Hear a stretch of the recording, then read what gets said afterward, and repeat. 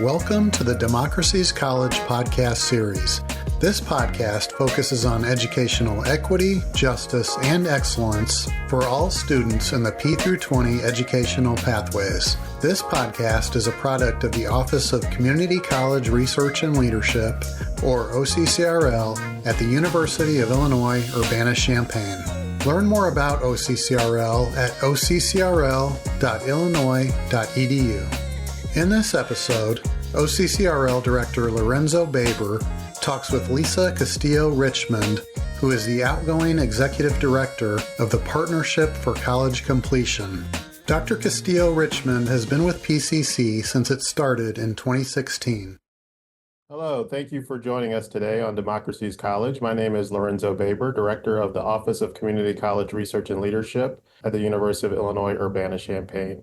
In today's episode, we are examining the statewide movement for reform in developmental education across Illinois. My guest for this important discussion today is Dr. Lisa Castillo Richmond, Executive Director of the Partnership for College Completion, otherwise known as PCC. Through policy development and direct collaboration with institutions across Illinois, PCC has been closely connected to the reform in developmental education. OCCRL has been involved with PCC in understanding the influence and status of measures associated with the Developmental Education Reform Act, passed in March 2021, to address inequalities in degree completion among students from underserved backgrounds by reforming developmental education placement and delivery. Offering developmental education, a long-time practice in higher education, allows academically underprepared students to build skills that are necessary for preparation and success in gateway mathematics and English courses, as well as other college-level courses. An important bridge for equity in higher education, outcomes in developmental education are stratified by racialized identities, economic status, and geographic location. Dr. Lisa Castillo Richmond is an entrepreneurial higher education leader and an equity practitioner with experience leading education organizations, policy and advocacy efforts, and national program teams. Her work is focused on organizations and growth phases, as well as work with K-12 systems, colleges and universities, and governmental agencies. As a first-generation college student, she is deeply passionate about the issues of equity in college access and degree completion.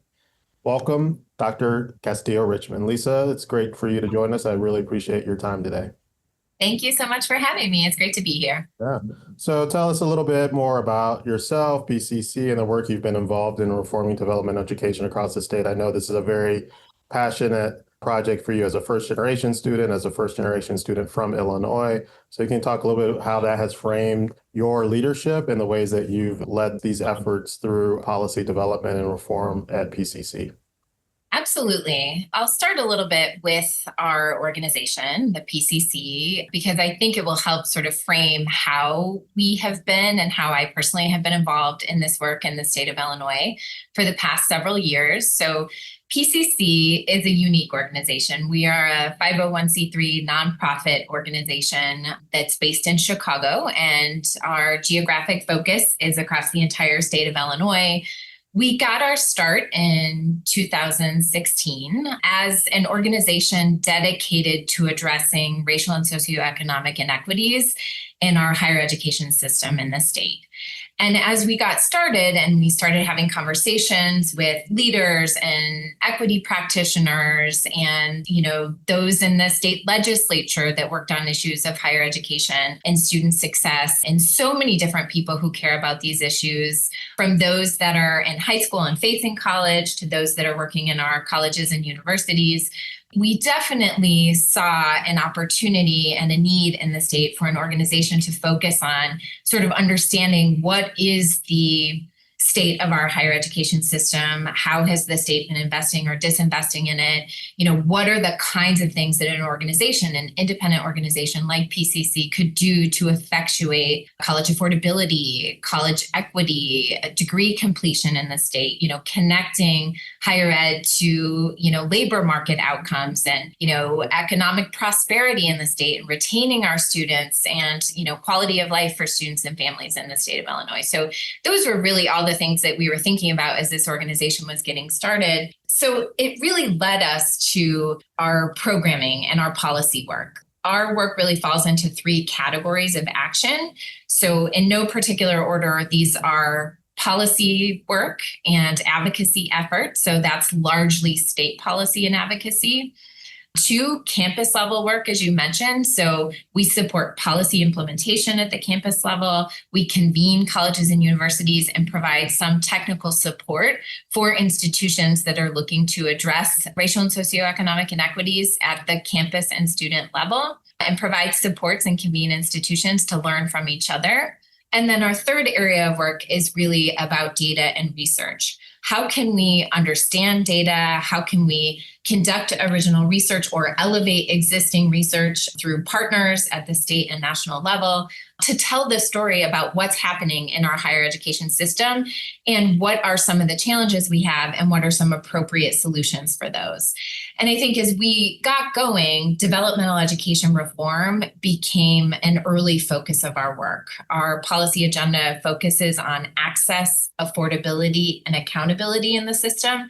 And as we were thinking about ways in which we could effectuate change that would be significant, developmental education reform came up early as something that we should really focus efforts on. I appreciate that perspective because I think a lot of times developmental ed kind of falls in the cracks between secondary and post-secondary education.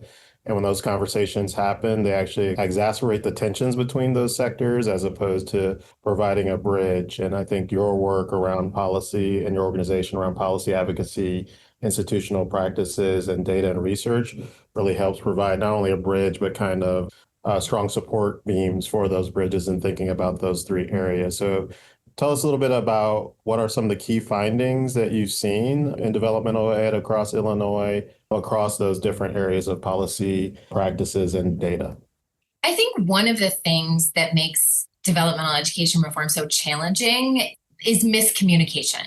I think that, as you stated in the opening to this conversation, developmental education was designed to support students, right? And developing necessary skills, often in English and math, so that students could be successful in their first credit-bearing college courses. However, the reality of developmental education historically is not one of success. The vast majority of students across institutions, across the state and the nation, were not being served well by traditional developmental education courses. And what I mean by that is we saw 70%, 80%, in some institutions higher than that, of students in these courses not being able to pass them. And when we see those consistently across different kinds of institutions, historically, year after year, we have to look to, this is not an issue of what the students are or are not doing. This is a structural issue with our system. And so I think that miscommunication forms a lot of the tension in this work, because I think both the reformers and the faculty in the classroom with students want what's best for students, and they're sort of approaching this from opposite sides of the conversation. So I think that creates a lot of tension early on in these conversations. And, we saw that play out both at the campus and the state level. And ultimately, that created an opportunity for us to, back in 2019, to get started with a task force. So there was a bill, Senate Joint Resolution 41, passed in the Illinois legislature, creating an advisory council to sort of study the issue. So that's where there was kind of a formal body that was tasked with looking at the data, looking at the evidence, both within the state and from the campuses, but then also looking nationally across the country at other laws and what their impact had been. And I think that really started the conversation, but the miscommunication, I think, has not only impacted, the work that went into moving towards a bill that eventually passed in 2021. HB 2170 passed in Illinois. And part of that omnibus equity bill passed by the Illinois Legislative Black Caucus's leadership was inclusive of the Developmental Education Reform Act. And I think part of that has continued, part of those miscommunications and the challenge of this and how contentious it is has played out, because unlike some of the other reforms that PCC and others have worked to implement connected to our higher education system, This one is extremely complex. It implicates different departments and units and parts of the college and university. It implicates what happens at the classroom, the coursework, the sequences, how students are brought into the institution and enroll in their classes. So it is among the most complex kinds of reforms, and it requires so many different people and human beings in the institutions to do things differently. And I think that's why, even though, we started this work back in 2019, this bill passed in 2021, implementation took effect in 2022, we still have so much work that lies ahead of us. We've seen tons of progress and it's really exciting, but there's so much work ahead because of the complexity of this kind of reform. Yeah, that complexity. That goes all the way back to my previous time at OCCRL, 2009, 2010. We were looking at developmental education, particularly in math, as part of the Race to the Top grant award. And so, you're talking 15 years in, and it's that complexity of it. And it's also the idea of if you move this piece, how does it affect this other piece, and how do we recalibrate it so that it's a little more balanced in terms of the approach? This is not an individual problem or a student-centered problem. This is a structural problem. And I think that's also an important conversation to have, that we're not blaming the students for needing developmental education, but we're actually thinking about ways in which the structure can reduce that need through policies and practices that's sustainable, structured, and baked into policy, not just one-offs. And that takes a while, right, to do that. So thinking about what we've been doing, at least since 2019 and 2021, when the bill was passed, and we're about 4 years into that work formally, from your perspective, where are we at with developmental education reform across Illinois? Are there things that we can point to as strong momentums? Are there things that, from your perspective, still needs improvement? Just provide us with a general snapshot of where we're at in the state. I think that a reform this complex, where there is not one recipe or one playbook you can just take a page out of and then layer it into your institution and then it's done, right? These are equity work, developmental education reform, any education reform. A lot of it is just a long-term commitment of year-over-year progress that you're making. So I would say that's true both at the state level and at the campus level. There are a lot of things that we're really excited about, and I'll talk about those. I do think these are really early days. We had a conversation. One of the things that we like to do in terms of supporting implementation of policies such as the DERA reform is to convene institutions that are at different places in their reform work so that they can learn from each other and talk to each other. And a couple of months ago, we had a conversation where we had a few different institutional leaders and the head of our state agency, the Illinois Community College Board, in conversation on a panel discussion talking about where they're at with these reforms. And one of the college presidents who had fully implemented developmental education reform, they had phased out 0 credit courses in developmental education in their institution, and they were deploying methods such as co-requisite models of support fully for all of their students who needed those kinds of supports. And, we went through a 25-minute conversation with these institutional leaders. There was another one there who was talking about their early work. They were about a year and a half into their reform work. And at the end of the conversation, I asked the one who had fully scaled, I asked the president, how long has it taken you to get here? And he said, we've been at this for just over 10 years. And, I pointed out that the children benefiting from these reforms now were in elementary school when they got started doing this work at the community college. And I think that just goes to illustrate how complex these things are and that you have to sort of set these incremental goals. On the positive side, I think we have seen tens of thousands less students in the state of Illinois being placed in developmental education. That is incredible because, as I mentioned earlier, these are courses typically that are not helping students to develop the skills they need. Up to 80% of them are not being able to pass out of these courses in the first semester they take them.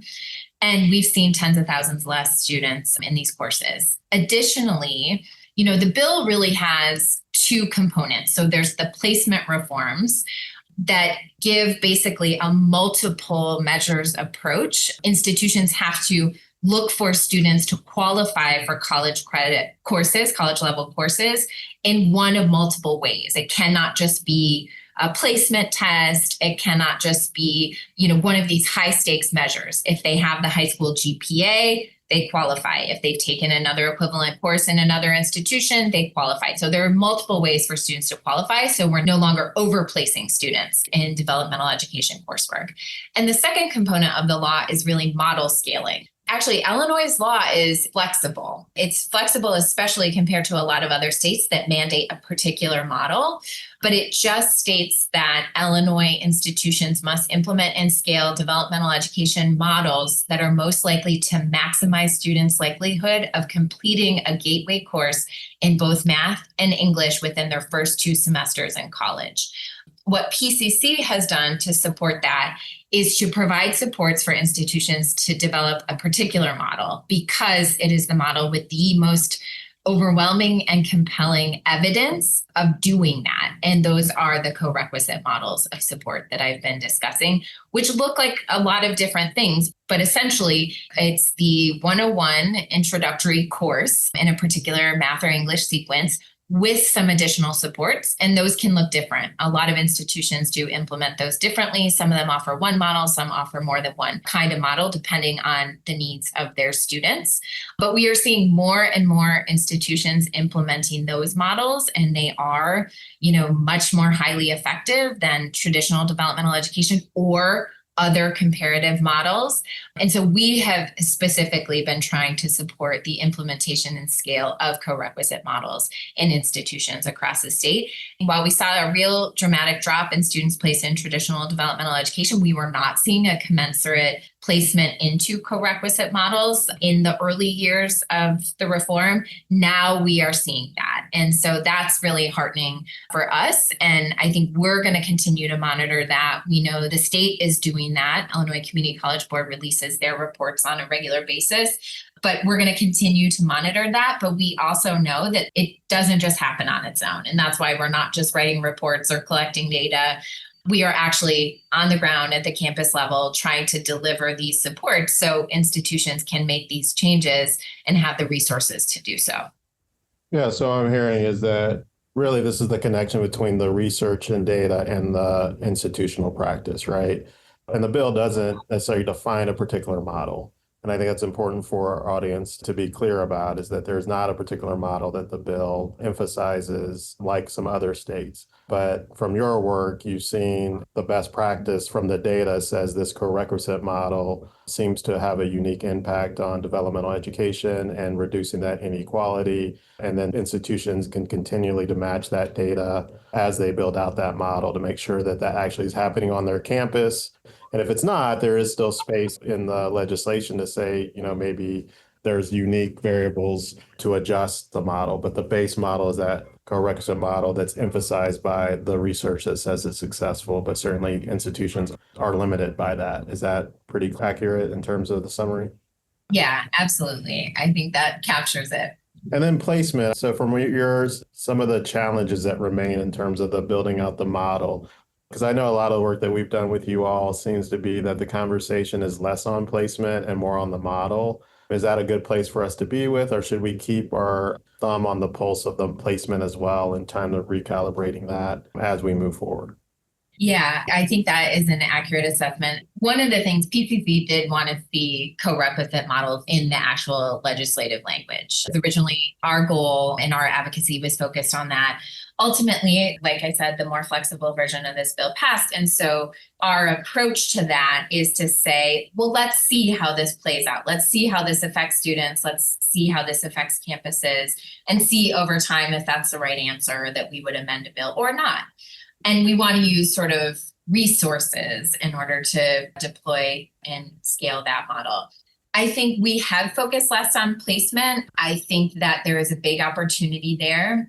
I think the state agency, the Illinois Community College Board specifically, has deployed funding to institutions to implement developmental education reforms.